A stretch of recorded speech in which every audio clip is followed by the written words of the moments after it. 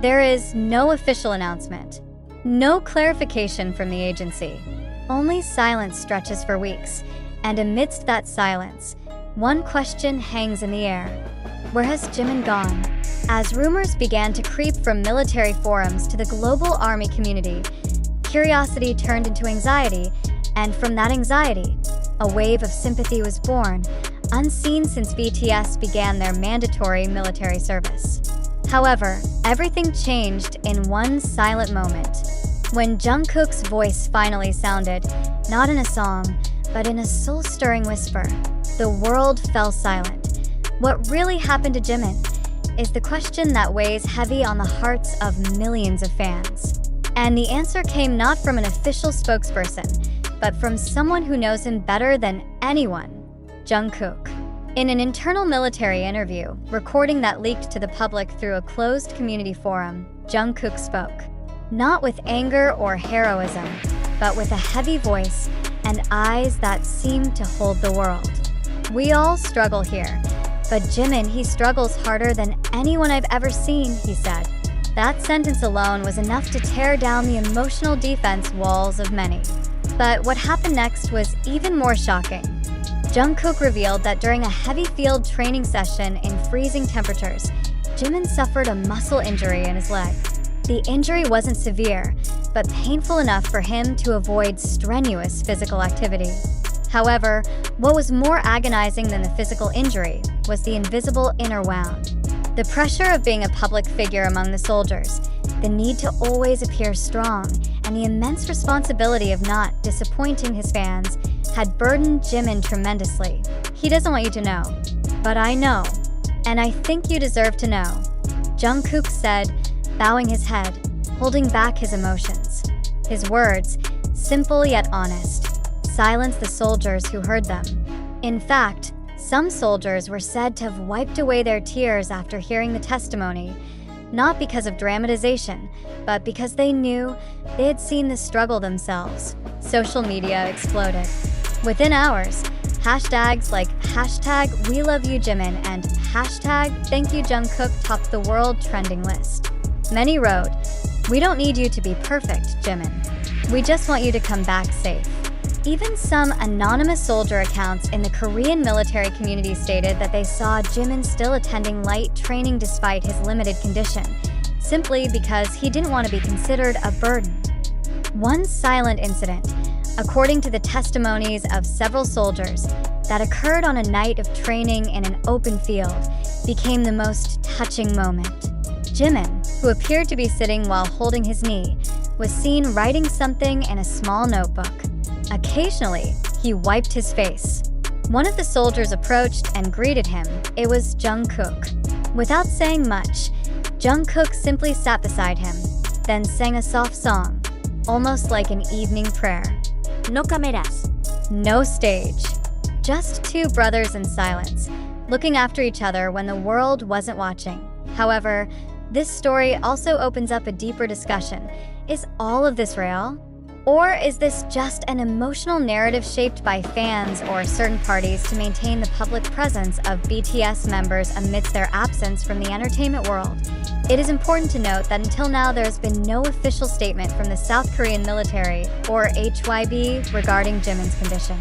The short video showing the interaction between Jimin and Jungkook has not been officially verified. The fragmented information circulating, from snippets of TikTok videos, excerpts from podcasts, to long threads on X, Twitter, forms a kind of semi-factual narrative that is emotionally powerful, but vulnerable to bias and fabrication. This phenomenon is called by media experts as emotional spectacle, a form of emotion-based entertainment that blurs the lines between reality and perception.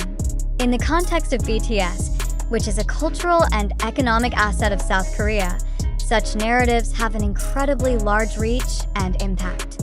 Is it possible that this story, although based on real events, has been polished to meet public expectations and maintain emotional ties with fans during their hiatus? Regardless of all that, one thing is undeniable. The emotional resonance of this story is so real.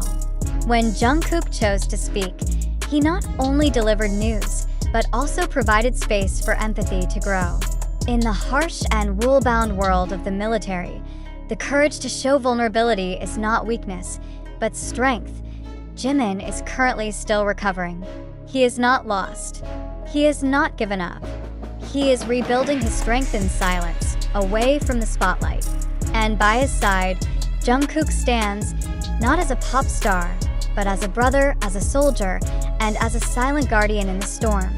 This story, whether true or not in all its details, has become one of the most emotional chapters in BTS's journey. Not because of their scale of popularity, but because of the human honesty that emanates from within the usually silent military barracks. Now the world is beginning to see them not just as idols, but as vulnerable, strong, and loving human beings. But now, as emotions subside and facts begin to be sought, we all have to ask, is what we're seeing really reality? Did Jungkook really speak? Was Jimin really injured as described? Or could this be a narrative constructed in such a way as to maintain public attention amidst the vacuum of BTS's activities during military service? We live in an age where stories can spread faster than truth itself. A 10-second video can shape global opinion. A quote from a podcast can be turned into fact just because it feels emotional. In the case of Jimin and Jungkook, do you, as a fan or observer, really believe that everything happened as described? Or are we caught in a story so neatly constructed that we don't realize that we might be playing the role of spectators in an emotional performance? We need to honestly emphasize, the information we present comes from a variety of sources: TikTok, YouTube, X, Twitter, to anonymous comments on military forums. None of these sources can we claim as official or institutionally validated. There is no official statement from HYB. There is no clarification from the South Korean military. And of course, there is no confirmation from Jimin or Jungkook directly. Do you still believe? Or are you starting to see that maybe this is just part of a communication strategy to maintain relevance? One thing we must acknowledge together: BTS is not just a music group. They are an economic force. They are a cultural symbol. They are an industry in themselves. In that context, is it too hard to imagine that an emotional story like this could be designed, constructed, and marketed like a documentary, even if not all the facts can be verified? And here we as the public must take a mature position, not as passive recipients of information, but as reflective consumers of information. Don't let emotions cloud logic. Don't let tears be the only proof that something is real. The questions we need to ponder together: who first spread this story? What are their motives?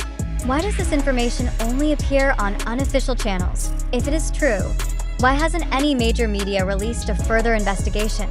Is it possible that we are all being emotionally manipulated to stay connected with BTS during their military service? These questions are not to accuse, but to open up a deeper space for discussion. Because loving idols doesn't mean swallowing everything presented about them raw. In fact, mature love is love that is able to ask, is this true? Don't get me wrong. This article is not trying to belittle Jimin's struggles or Jungkook's sincerity. If everything told is true, then this is one of the most heartwarming chapters in BTS history. But if not, then we need to be more vigilant that our emotions may be being exploited for something bigger: clicks, exposure, engagement, and profit. Skepticism doesn't mean hatred. On the contrary, it is a form of wise love.